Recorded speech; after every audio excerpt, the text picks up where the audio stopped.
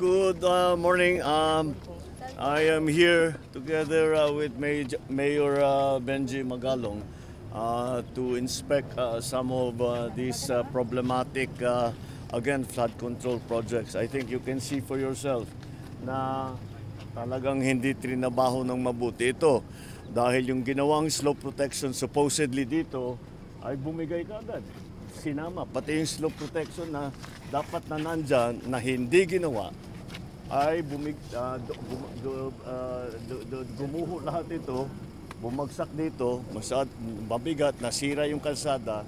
Ngayon, nakita ngayon namin yung erosion sa ilalim ng kalsada, which is the most important part, ay wala na-erode na dahil yung ginawa nilang protection wall ay ubod ng hina, ubod ng liit.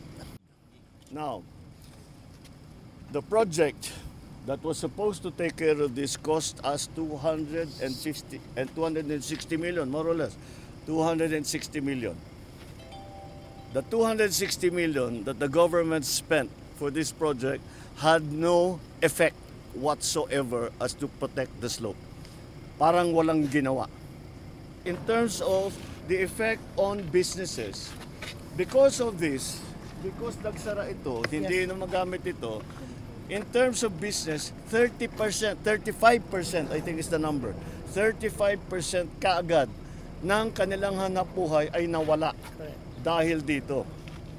So it is not only the damage, the physical damage that we can see, but it is also the damage to the economy. Now, we will go to the next site. Yun naman, yung rock netting. Yung tinatawag na rock netting. Kung makita ninyo, may mga netting na dinalagay sa Unang-una, because napaka-notorious ng rock netting as corruption, pinagbawal na ang rock netting.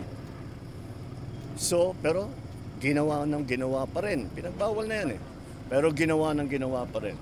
Bukod pa doon, kilala ko ang supplier ng rock netting. Ang presyo ng rock netting is 3,200 pesos.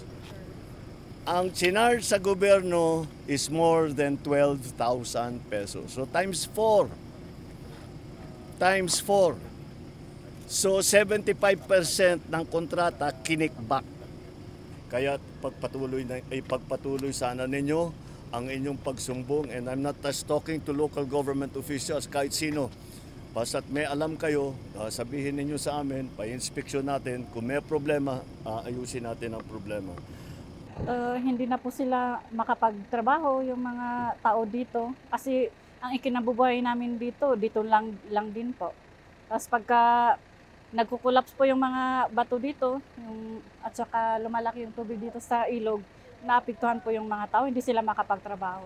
Mahirap po kasi itong daanan po, ito ang dinadaanan ng halos papunta dun hanggang po sa Kampuan.